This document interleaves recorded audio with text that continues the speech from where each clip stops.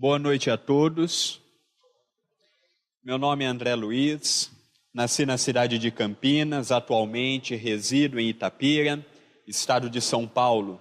Tenho 22 anos, comecei na oratória em Itapira com 16 e a fazer palestras fora com 17 anos. Não temos muito o que acrescentar. Trabalhamos numa casa de 1901, Centro Espírita Perdão, Amor e Caridade. Ajudamos numa TV web A Caminho da Luz, com uma mensagem 24 horas no ar. Quem tiver oportunidade é www.tvacaminhodaluz.com.br. No final poderemos estar comentando um pouco mais a respeito. É com grande alegria que nos encontramos pela primeira vez na cidade de Rio Preto, no Centro Espírita Allan Kardec. Allan Kardec foi um dos maiores homens que passou pela Terra. Notadamente, o seu trabalho foi muito grande. Nasceu em Lyon, uma cidade linda da bela França, tendo a oportunidade de logo em tenra idade conhecer simplesmente o maior pedagogo que a sua época tinha e um dos maiores que passou pela terra, Henri Pestalozzi. Sua inteligência era tão notória, de Hippolyte Léon Denis Rivaio, sua inteligência era tão notória que aos 14 anos, quando seu professor saía para levar a mensagem no campo pedagógico para outras regiões além da Suíça e da sua cidade Wimbledon, era ele quem ficava no lugar de seu mestre. Uma inteligência privilegiada. Alguns anos após ter estudado, conhecido profundamente o método pestalozziano, ele regressou à França e foi convidado pelo governo da época, juntamente do governo alemão, a instituir o método de Pestalozzi no ensino da França e da Alemanha. Escreveu muitas obras e naquela época começou as chamadas mesas girantes, os shows. Vejamos bem, há 150, há 200 anos atrás não havia o que há hoje. Hoje, se nós queremos diversão, temos uma televisão, cinema e um monte de outras coisas. Naquela época não. Naquela época o que havia de divertimento era os sarais, peças teatrais, corais. Isso era o que havia de divertimento naquela época. E havia começado, juntamente com as irmãs Fox, juntamente de um espírito, um caixeiro viajante nos Estados Unidos da América, os primeiros burburinhos dos espíritos se mostrando a nossa dimensão. Logo, não ficou restrito apenas à América, tomou todo o mundo. E quando chegou na França, Kardec, já um homem com uma certa idade, tinha um amigo que se chamava Faustier.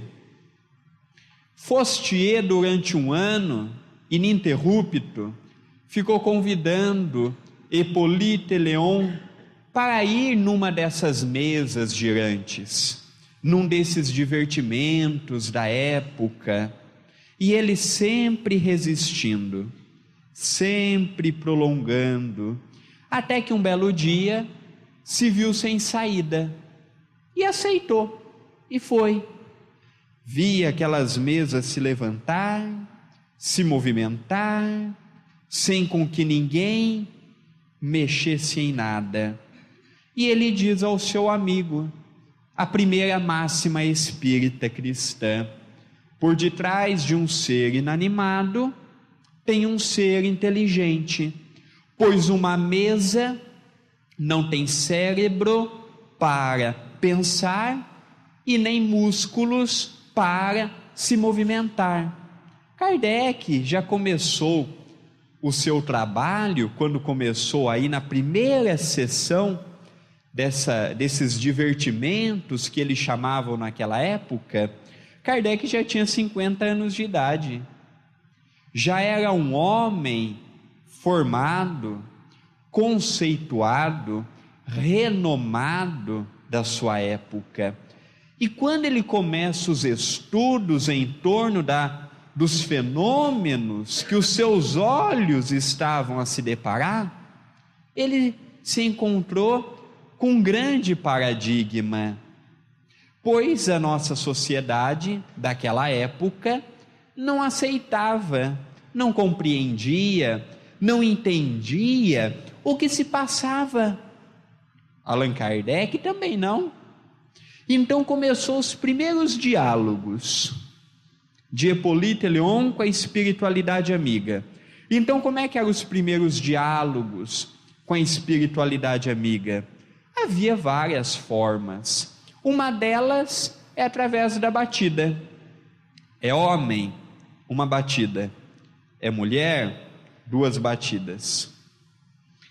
A primeira obra, o Livro dos Espíritos, datado no dia 18 de abril de 1857, não é a obra que nós temos hoje. A primeira edição do Livro dos Espíritos continha apenas e tão somente 501 perguntas e 501 respostas. O Livro dos Espíritos não veio ao nosso encontro através da psicografia. Allan Kardec se utilizou de 2 irmãs, as irmãs Buda, uma com 14 anos, a outra respectivamente com 16. No começo, eles tinham, como nós vemos escrito no prolegômeno, que nada mais é do que uma introdução mais longa, maior. Nós vemos no prolegômenos a espiritualidade mostrando a Allan Kardec o compromisso que ele tinha, juntamente de uma pleiade de espíritos, para trazer à humanidade a terceira revelação. Muitos podem me questionar, mas por que terceira revelação? Quando nós estudamos o livro A Gênese, nós vamos encontrar falando também no Evangelho segundo o Espiritismo, falando a respeito das 3 revelações. A primeira, coube a Moisés, um legislador de um povo itinerante, que vivia aqui e acolá. Ele recebeu no Monte Sinai o Decálogo, os 10 mandamentos. Honrarás a teu pai e a tua mãe, tire um dia para Deus, não cultue a imagem de ninguém, não cobice os pertences do teu próximo, não cobice a mulher do teu próximo, os 10 mandamentos que todos nós conhecemos. Primeira revelação. Coube a Jesus, ao nosso mestre Nazareno, tomar um corpo, reencarnar, sem ter a necessidade de reencarnar, porque foi o único espírito que passou pela terra, que não tinha o que espiar e que não tinha o que provar, já veio do futuro, mas reencarnou, passou por todo o processo natural e desencarnou numa cruz. Ele veio trazer a lei de amor, ele veio trazer a lei de entendimento de uma criatura para com a outra. Jesus foi tão grande que a nossa história se curva a ele. A nossa história é dividida em antes, do Cristo e depois do Cristo. Isto porque ele trabalhou na sua atividade pública apenas e tão somente 3 anos. E de suas muitas passagens com o povo, João, o apóstolo e evangelista mais jovem que acompanhava Jesus, foi o único dos 4 que registrou uma passagem lindíssima, que está no Evangelho segundo o Espiritismo, no capítulo 6, o Cristo Consolador, quando no item terceiro nos fala, o Consolador prometido: se vós me amais, guardais os meus mandamentos, e eu rogarei a Deus o nosso Pai, e Ele vos enviará um outro Consolador, a fim de que fique eternamente convosco. João ali profetiza, através da escrita, uma fala de Jesus, porque Jesus sabia que não poderia ter dito tudo, como não disse. Jesus se limitou a falar em parábolas, e o pouco que ele nos legou é muito. Amai-vos uns aos outros, como eu vos amei. Façais aos outros o que gostaria que os outros vos fizessem. Se tivesse fé do tamanho de um grão de mostarda, direis a esta montanha: saia daqui e vá acolá. Reconcilia-te depressa com o teu adversário enquanto caminha com ele. E um monte de frase que poderíamos aqui mencionar. Mas ele se limitou a dizer pouco, porque a sua época não permitia com que ele dissesse mais.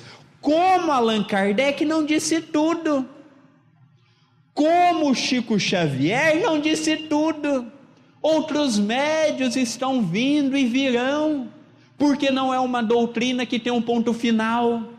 O dia que o Espiritismo tiver o ponto final, deixará de ser a terceira revelação. Jamais. Nós temos a primeira, que é com Allan Kardec, e jamais a última. Então Allan Kardec veio, depois de 18 séculos, colocar em prática aquela profecia feita por Jesus. O momento havia chegado, a hora era aquela, e assim foi cumprido.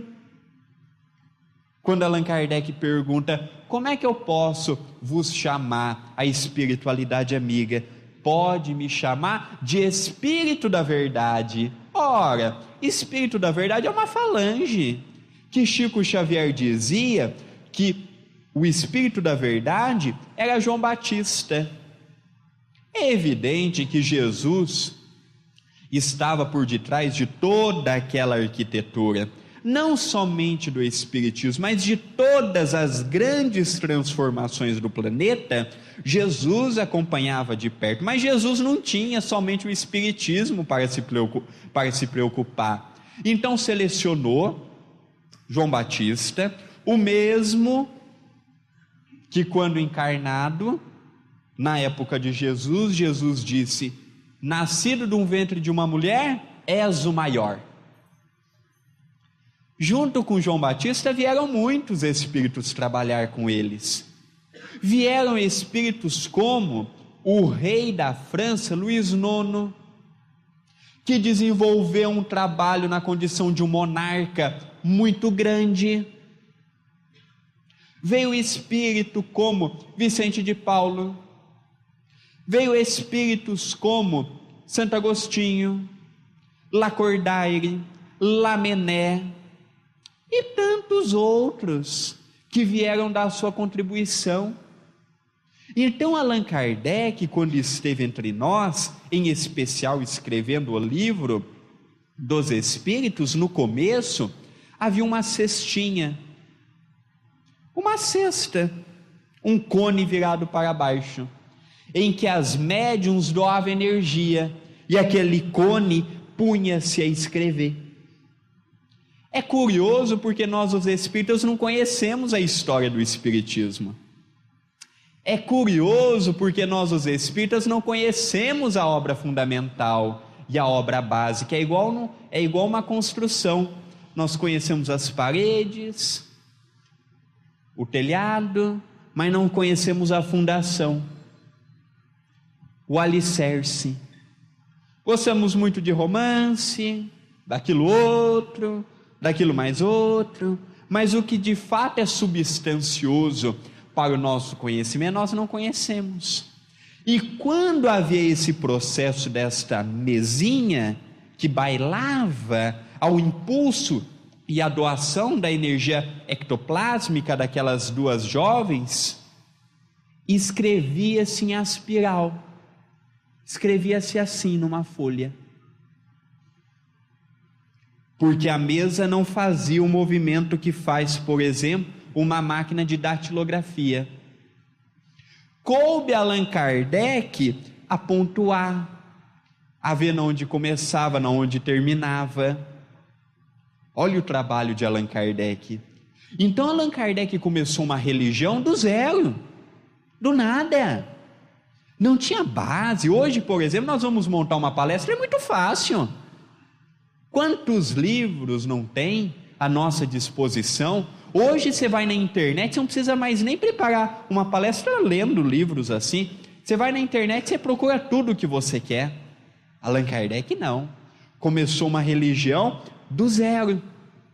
Então, quando Allan Kardec começou os primeiros movimentos, os primeiros rascunhos, tudo mais, é interessante que após 2 anos, que ele foi na primeira sessão dessas mesas girantes, após 2 anos, nasceu o Espiritismo, através do Livro dos Espíritos.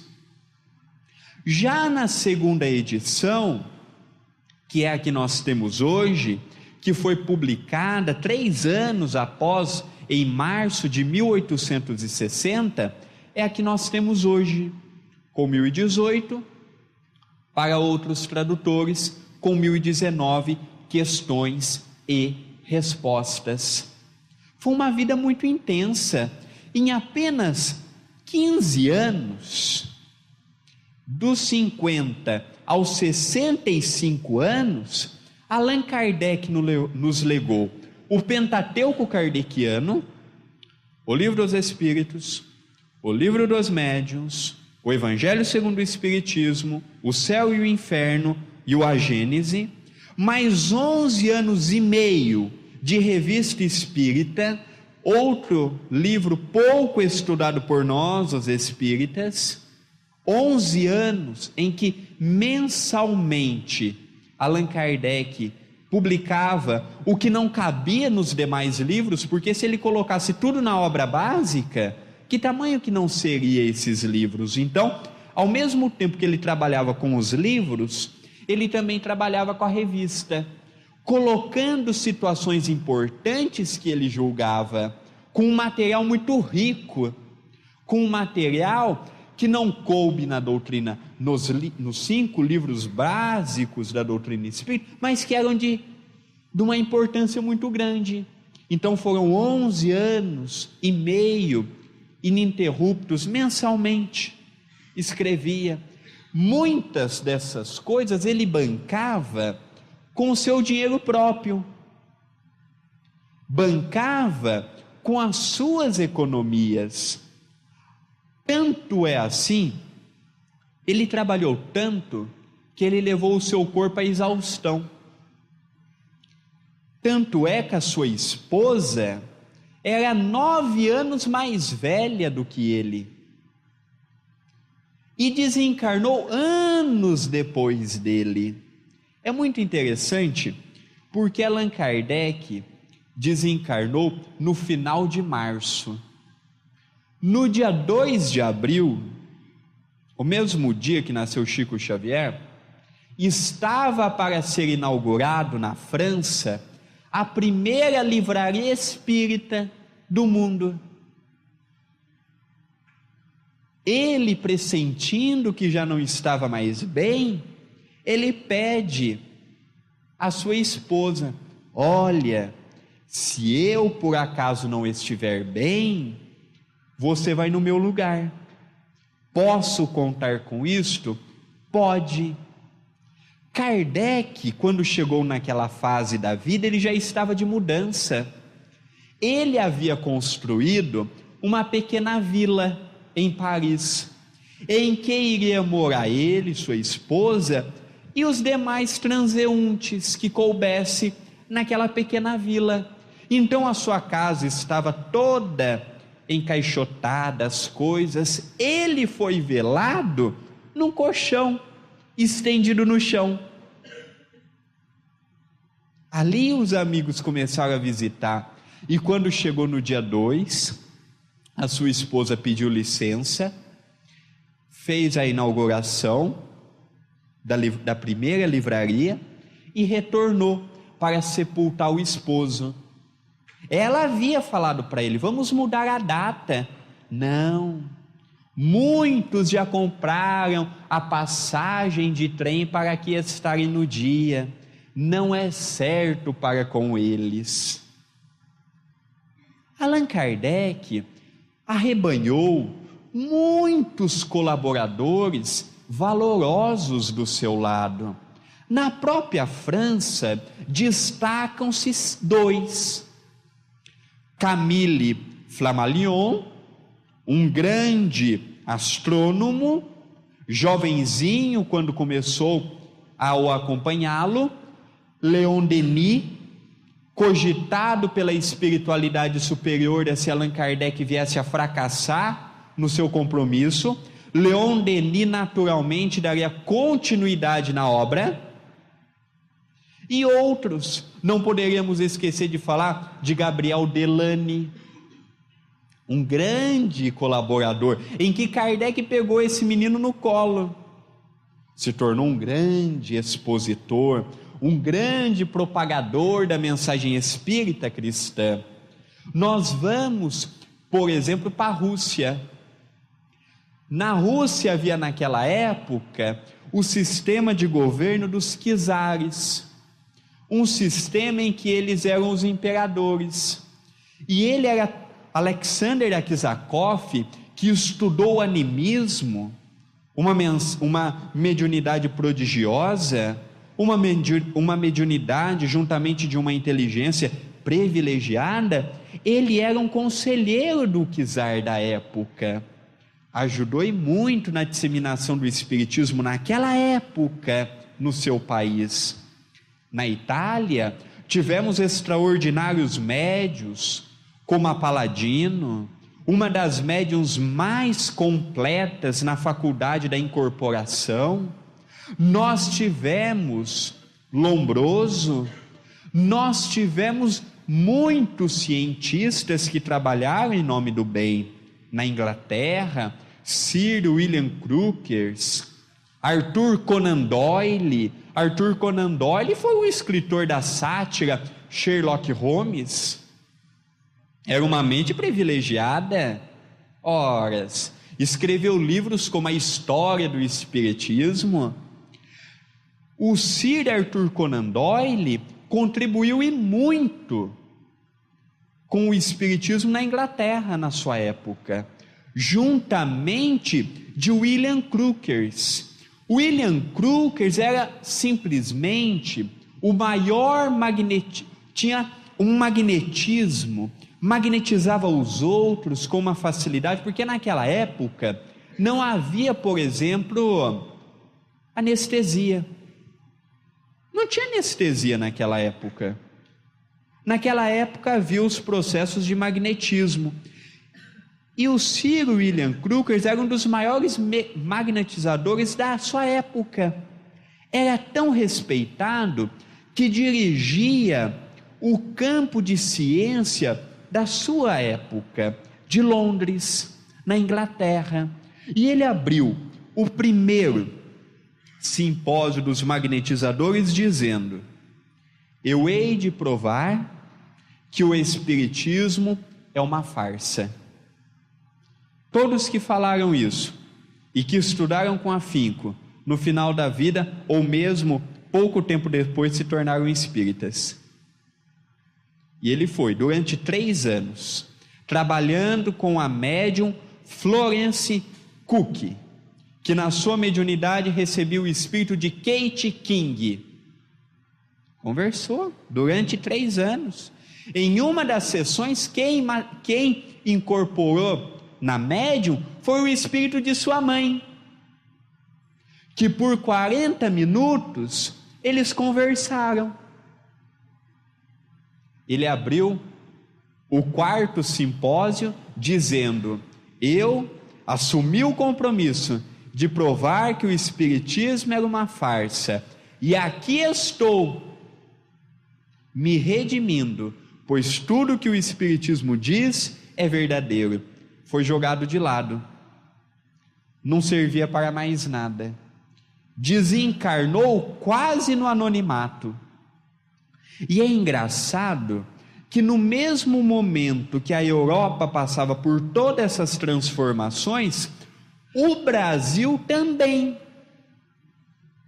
O Brasil sempre teve brasileiros que vieram com o compromisso do espiritismo cristão em diferentes localidades. Doutor Adolfo Bezerra de Menezes nasceu no estado do Ceará. Muito jovem, foi cursar no Rio de Janeiro, a capital do Brasil na sua época. Ele é o único que tem 2 títulos. Dr. Bezerra de Menezes é conhecido como o Kardec brasileiro e conhecido também como médico dos pobres. Tinha um cargo tão grande na política que era comparado ao prefeito da época. Imagina, no Rio de Janeiro, a capital do Brasil naquela época, a importância que não tinha, e em público, com toda uma plateia que não era espírita, assumiu a sua religião.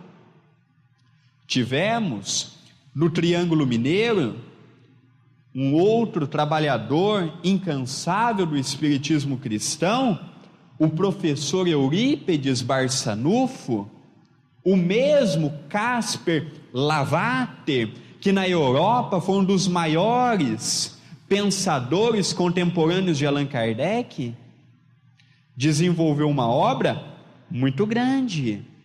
Tivemos em Matão Caibar Schutel, em nosso estado. Caibar teve um trabalho tão grande, ele publicava os livros, fundou uma casa, fundou uma editora, fundou uma gráfica e fundou uma revista. E a sua esposa não era espírita, tinha sérios problemas no lar porque a sua esposa era doente, não doente do espírito, mas do corpo, em que ele tinha que dar uma atenção muito grande e fez o que fez. É evidente que o espírita que mais apareceu no Brasil, até mesmo pelo que trazia em seu espírito, é o nosso querido Chico Xavier, um homem oposto de Allan Kardec. Allan Kardec não, veio de uma família já intelectualizada, já foi estudar nos melhores centros universitários. Chico Xavier não, numa família em que perdeu a mãe aos 5 anos, foi morar com a sua madrinha, Rita de Cássia, que judiava muito dele. Depois o seu pai se casa pela 2ª vez, e a segunda esposa, Cidália Batista, faz apenas uma exigência: que mulher que faria isto? Eu me caso com você, mas você vai ter que reunir todos os 9 filhos do seu primeiro casamento. Isso é amar o próximo, isso é amor, isso é amor. Então Chico volta à casa paterna, e Cidália, juntamente com o pai do Chico, tem mais 6 irmãos. Então Chico veio de uma família muito humilde, foi usar o seu primeiro par de sapatos, que naquela época se falava botinas, aos 15 anos. foi estudar até o 4º ano primário, porque a sua segunda mãe, porque ele não gostava do termo madrasta, ele chamava segunda mãe, obrigou ele a estudar, falou, não, estude, fez até o 4º ano primário. E este homem, que para o MEC é considerado um semi-analfabeto, trouxe apenas e tão somente 500 obras. Muitos espíritas falam assim, mas se eu tivesse um Emmanuel do lado, primeiro que Emmanuel não ia ter condição de trabalhar conosco. Aí eu dou sempre o exemplo de uma bela internet. Eu tenho uma internet 4G e o meu computador é Windows 95. Ora, eu posso ter Jesus Cristo do meu lado e eu como médium, olha que beleza. Então Chico Xavier trouxe consigo tudo que Emmanuel trazia com ele, que Dr. Bezerra trazia com ele. Vejamos bem, ele traz livros que tem muitos estudados, com títulos até de PhD, que não dão conta de entender. Chico falava com uma pessoa simples na linguagem daquela pessoa, falava com um cientista na linguagem do cientista. Como é que uma pessoa de 4º ano primário pode falar um português primoroso? Como uma pessoa de 4º ano, no caso da escola, pode trazer livros como os de André Luiz, que usam um vocabulário altamente intelectualizado, que muitas vezes eu me pego ao lado do dicionário. Como é que pode? Então nós vemos que Chico veio com o compromisso, talvez o que mais ofusca Chico Xavier de todos nós é a simplicidade desse homem. Isso é o que mais nos chama a atenção. Um homem prestativo, atencioso, simples. Ele é diferente dos chefes religiosos, porque geralmente o chefe religioso é aquele que anda sempre muito alinhado, de preferência nos melhores carros, com as melhores casas. Chico não. Chico andava com aquele palitozinho dele surrado. Chico tinha aquela casinha humilde em Pedro Leopoldo, depois em Uberaba. Não tinha aquele negócio de frescura, era do povo. Certa feita, um grupo chegou para o Chico e falou: Chico, deixa um pouco as suas atividades assistenciais. E ele perguntou: mas por quê? Porque nós sabemos que para escrever um livro do quilate que você traz, o médium tem que se resguardar. Tanto é que, se nós formos analisar, as principais obras de Chico Xavier foi escrita quando ele estava em Pedro Leopoldo. Quando ele mudou para Uberaba, tem muitas obras importantes, mas o compromisso dele em Uberaba já foi voltado para o assistencialismo, já foi voltado para as cartas às mães que iam saudosos de notícias dos filhos queridos que haviam desencarnado. Então, a vida do Chico é dividida em Pedro Leopoldo e em Uberaba. E essa história já se passa em Uberaba. Então nós sabemos, Chico, por exemplo, Paulo Estevão levou 9 anos para ser psicografado. Não foi um dia, 1 mês, 2 meses, foi uma gestação. Então, para você trazer um livro como Paulo Estevão, o médium tem que se resguardar. O Chico virou e falou assim: eu vou fazer uma pergunta a vocês. Jesus escreveu algum livro? Não. Pois bem, se um dia, eu já falei isso a Emmanuel, se um dia eu tiver que escolher entre ler e ajudar o próximo, médium já tem muito, ajudar o próximo tem poucos, e eu fico com a fila dos poucos. Esse era Chico Xavier. Esse era o missionário Chico Xavier que nós tivemos no Brasil, desenvolvendo um trabalho grandiosíssimo. Quantas mães não foram consoladas através de uma página? Quantos pais, quantos avós, através de uma carta abençoada? Tem uma outra história do Chico, que passou em Pedro Leopoldo, muito interessante também. Essa história não passou em Pedro Leopoldo não, já passou em Uberaba. Foi na década de 60, quando descobriram aquela máquina que media a aura humana. Então a NASA pegou algumas personalidades que se destacavam no mundo, e Chico Xavier foi o único religioso que não era político, não era cientista, não era poeta, o único religioso convidado a ser medida a sua aura. Ele aceitou. Então foram para Uberaba com todo aquele equipamento, o chefe da expedição foi junto, vieram uma grande comitiva dos Estados Unidos medir a aura humana. Num dia que nós estamos um pouco melhor, a nossa aura chega a 10, 8, 12 centímetros. Quando não estamos num dia bom, que é o normal, 1, 2, meio centímetro.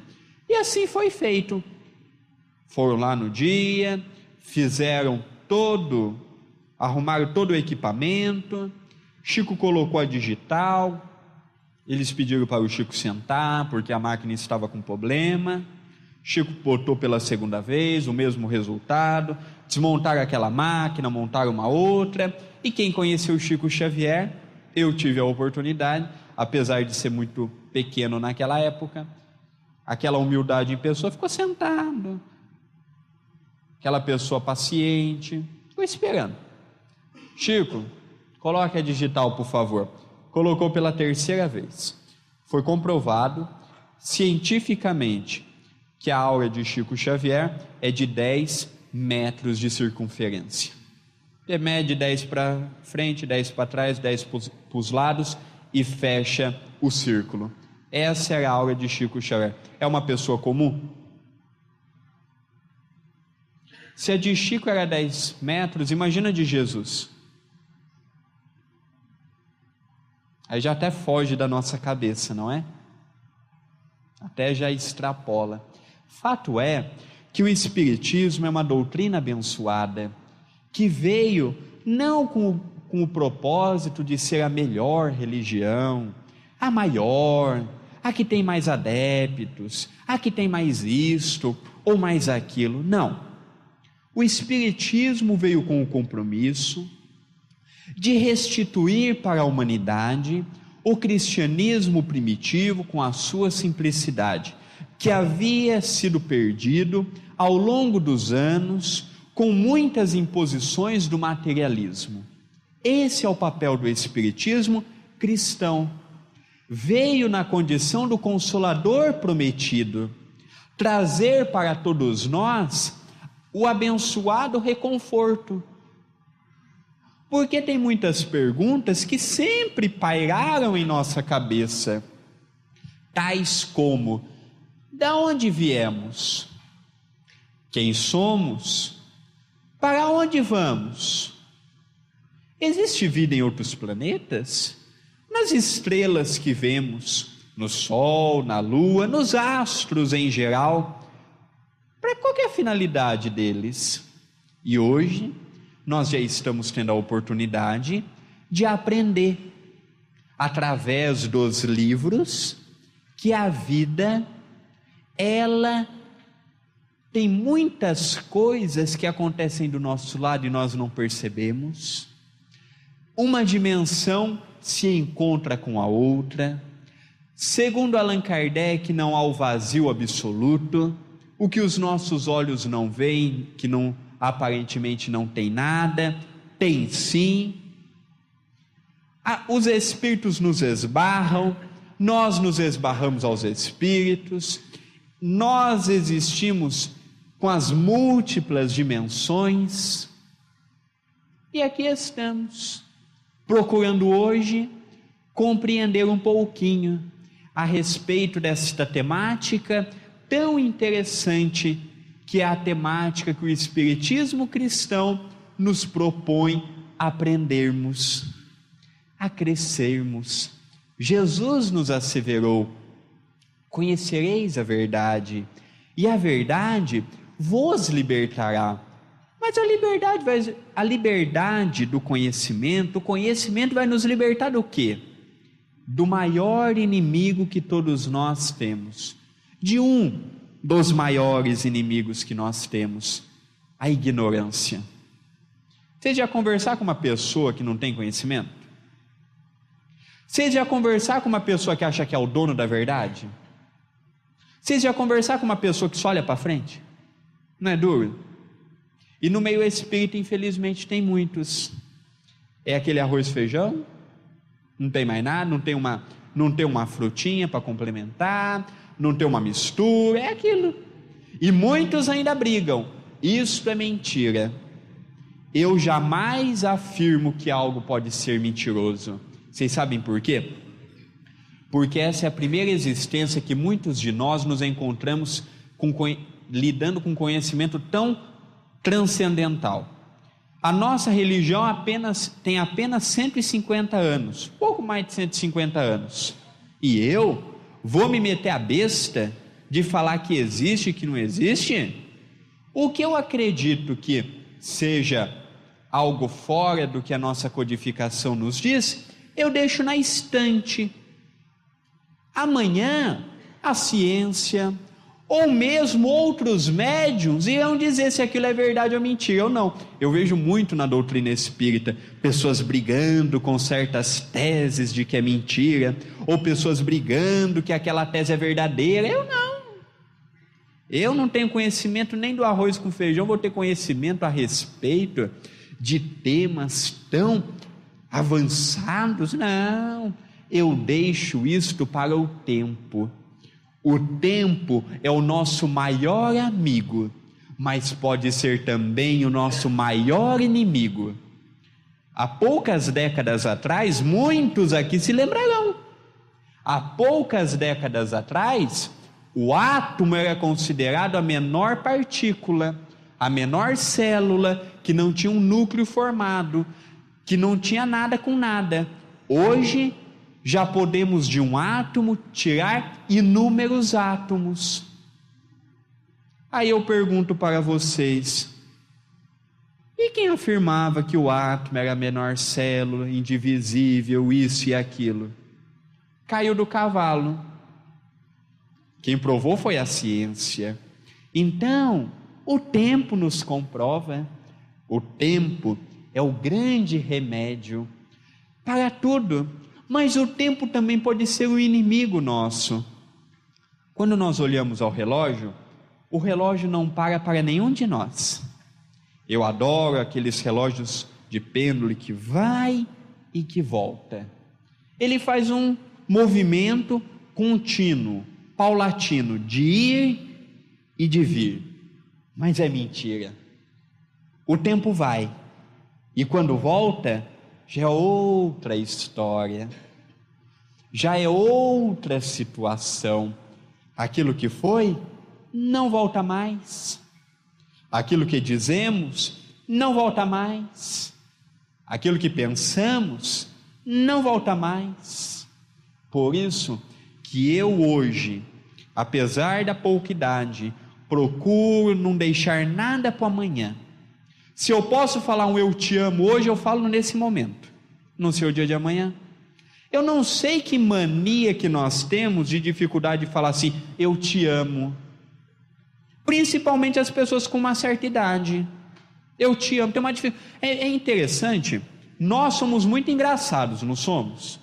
A pessoa tem vergonha muitas vezes de falar assim, eu te amo, mas não tem vergonha de mandar a pessoa para aquele lugar. Ora, não é engraçado isso daí? Nós temos dificuldade de falar para a pessoa, de realçar um ponto positivo, porque quando nós conhecemos, no caso eu que sou homem, uma mulher, nós agradamos, falamos palavras bonitas. Quando é no namoro é aquele fogo todo. Quando vê o noivado, que é o meu caso, já vai diminuindo um pouco. Você falava 5 vezes eu te amo por dia, já vai falando 2, 3, aí você se casa. O que falava 2, fala 1. O que falava apenas 1, já não fala mais nenhum. No começo, a comida está ótima. Grudava um pouquinho na panela, não tem problema não. Estava um pouquinho salgado, está aprendendo. Está sem sal, está aprendendo, amanhã fica bom. Vai passando o tempo, que porcaria é essa? Isso aqui de novo? Está sem sal. Se não aprendeu nessa idade, não aprende mais. Então nós vamos deixando para trás aquele romantismo, e nós achamos que conquistar uma mulher, agradar um homem, é apenas na fase do conhecimento. Nós vamos conhecer o nosso companheiro e a nossa companheira até o final da vida. Eu posso saber do que ela gosta, do que ela não gosta. Eu posso saber do que ela gosta que eu faça. Eu posso saber do que ela não gosta, mas eu não sei dos pensamentos íntimos que passam na sua cabeça. Eu durmo muitas vezes com uma mulher 30 anos da minha vida. Eu jamais poderei afirmar, eu a conheço. Não. Nós conhecemos superficialmente. Por isso que nós devemos, se possível, falar um eu te amo. Eu te amo. Obrigado por você ter me aceitado. Você é uma missionária. Outra, em seu lugar, não teria me aguentado. Então, eu já estou correndo contra o tempo para procurar dentro de breve casar, enquanto ainda estou com cabelo, com uma barriguinha bonita, porque depois vamos ficando um pouco calvo, para não dizer sem cabelo, tendemos a ter uma barriguinha um pouco maior. O que usava P chega a usar G, GG. Então nós vamos enganando enquanto temos cabelo, enquanto estamos bonitos, porque depois daí fica mais difícil. Tirando as brincadeiras, que eu acho muito salutar, porque a risada é o grande divertimento de todos nós. Nós temos que aprender a agradar o outro do jeito que ele é. Ninguém tem somente defeito. Às vezes a pessoa pode ter 9 defeitos, mas tem uma virtude. E é essa virtude que nós devemos realçar. Quando chegavam as pessoas ao Chico, podia ser a pessoa mais criminosa. O Chico nunca mencionava o defeito da pessoa. Chamava sempre a pessoa pelo nome e sempre exaltava o que a pessoa tinha de bem, tinha de bom. É o que nós devemos fazer. Então o exemplo do eu te amo é um exemplo clássico, que nós ao longo do tempo vamos deixando para trás, ao longo do tempo vamos esquecendo, mas que não poderia ser esquecido jamais por todos nós. Nós estamos numa religião que, segundo Emmanuel, o Espiritismo é um processo libertador de consciência. Nós, os espíritas, éramos para ser as pessoas mais felizes do mundo. Vejamos bem, algum daqui sofre porque é coitado? Não. Sofremos por quê? Porque ontem fizemos alguém sofrer. No caso, não é apenas uma, mas uma pequena multidão. E que hoje, aos pouquinhos, temos a necessidade do reparo. Pois Paulo, o apóstolo da gentilidade, já nos afirmava: o plantio é livre, mas a colheita tornar-se-á obrigatória. Muitos não pagam coisa somente do passado, não. Tem muitos que é ruim nessa atual vida e paga agora mesmo. Nem tudo que nós passamos de dificuldade é oriundo do passado de uma vida de outrora. Muitas coisas é oriundo do nosso dia. Vocês sabiam que todos nós trazemos conosco células cancerígenas e que podemos desenvolver através de rancor, ódio, pessoas que só pensam em doença? Sabia que nós podemos desenvolver um câncer em nós mesmos? E muitos falam assim: é a lei kármica. Ora, será que tudo é lei kármica? E o nosso livre-arbítrio? Onde é que fica? Isso é comprovado por Allan Kardec, no capítulo 5º, o segundo maior capítulo do Evangelho segundo o Espiritismo, só perde para o último, Coletânea de Preces Espíritas. No capítulo 5º, Bem-aventurados os aflitos, tem causas atuais dos sofrimentos. No item próximo, causas anteriores do sofrimento. Está lá. Tudo escrito por Allan Kardec. Então nós estamos numa religião que nós temos que ser felizes, porque a vida nos oferece na medida certa. Se passamos por dificuldades, vamos tentar levar da dificuldade o seu lado positivo, pois no mesmo Evangelho tem um capítulo já partindo para o encerramento. No Evangelho tem uma parte que nos diz: bem e mal sofrer. Sofrimento, todos nós passamos na terra, sem exceção, ou de ordem financeira, profissional, familiar, religiosa, qual ordem for, temos as nossas dificuldades. Se eu levar com otimismo, com certeza e naturalmente irei conseguir ter uma vida de mais realizações do que aquela pessoa que apenas reclama. Reclamar só atrai problema. Felicidade também atrai os problemas naturais da vida, mas a felicidade nos dá ânimo para encontrarmos as dificuldades e superarmos as dificuldades. Queridos amigos, lá em Itapira, eu participo do Centro Espírita Perdão, Amor e Caridade. E esse Centro Espírita mantém uma TV web.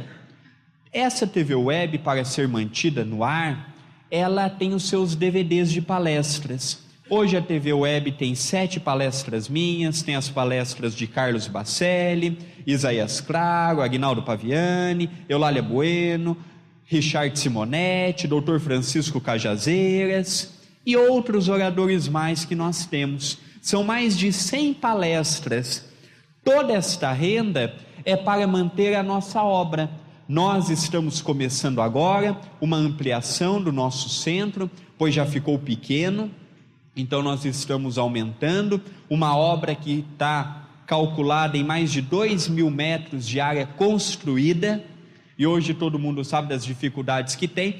Então, como no meu serviço eu consigo ser um pouco maleável, então eu consigo alguns dias no mês, um final de semana, sair para fazer palestra, e esta vez estou tendo a oportunidade, a convite do nosso querido Divaldinho, de estar na região de Votuporanga, Rio Preto, fazendo algumas casas aqui, e eu trago comigo os DVDs de palestras. Eu tenho 7 DVDs de palestras e um CD de mensagem. Este CD de mensagem são com 15 mensagens na minha voz de reflexão. Eu também tenho um tema que muitos pensam que é apenas para o jovem, mas não é. O jovem e seus conflitos na atualidade é para a família. Como lidar com a sexualidade precoce? Como lidar com os altos índices de drogas? Como lidar com a mediunidade na adolescência, na juventude? Trato tudo neste DVD. Todos os DVDs de palestras têm CD e DVD com o mesmo conteúdo. Oração de São Francisco, uma interpretação espírita. Senhor, fazei de mim um instrumento de vossa paz. Eu pego cada tópico e trago à luz da doutrina espírita. O mundo e suas transformações. Falo a respeito da transição planetária. O mundo está mudando. E você? Este eu me baseio no livro Obreiros da Vida Eterna, de Chico Xavier, pelo Espírito de André Luiz, pelas mãos abençoadas de Chico Xavier. Sensações do Espírito após a morte. Por que a desencarnação nos assombra? Este daqui é baseado no livro No Mundo Maior, Forças Mentais. Penso, logo existo. Poucos de nós temos ideia a força que a nossa mente tem. E eu trabalho também com aquela linda frase de René Descartes: penso, logo existo. O meu mundo é diferente do mundo de qualquer um de vocês, porque o meu gosto, naturalmente, é diferente de qualquer um dos que aqui estão. Existe apenas, esta frase de Sócrates é muito linda, existe apenas um bem, o saber, e um mal, a ignorância. Eu falo a respeito da reforma íntima, da proposta da reforma íntima, tão cantada e decantada pelos oradores na nossa doutrina espírita, na nossa religião espírita. E eu estou com grande alegria lançando o meu 7º DVD de palestra, de perguntas e resposta a prosa e verso, um paralelo que eu faço do livro Parnaso de Além Túmulo com o livro dos Espíritos, um estudo que, na minha visão, ficou muito bonito, porque é um estudo que mostra pergunta e resposta de Allan Kardec com as mesmas falas através das rimas e dos sonetos do primeiro livro de Chico Xavier. Toda a renda, não só de mim como orador, mas de todos os oradores, é doado para a TV A Caminho da Luz. Eu gosto de deixar muito bem claro, porque eu acho que quem contribui com a obra tem a obrigação de saber para onde está indo este dinheiro. Quem tiver a oportunidade, acesse www.tvacaminhodaluz.com.br. Eu tenho um blog, André Luiz Vilar, com 2 L's, .blogspot.com.br. Toda sexta-feira eu atualizo com uma mensagem nova, com um texto novo. Fiquem à vontade, estarei perto dos DVDs, autografando para aqueles que tiverem vontade. Muitos perguntam: eu não trouxe dinheiro. Nós aí, o centro disponibilizou, o nosso centro em Itapira, uma maquininha de cartão. Então quem quiser, quem não trouxe recurso, estamos aí. Que Jesus abençoe. Muito obrigado pela oportunidade de falar no Centro Espírita Allan Kardec. Que Deus abençoe a todos vocês e uma boa noite a todos.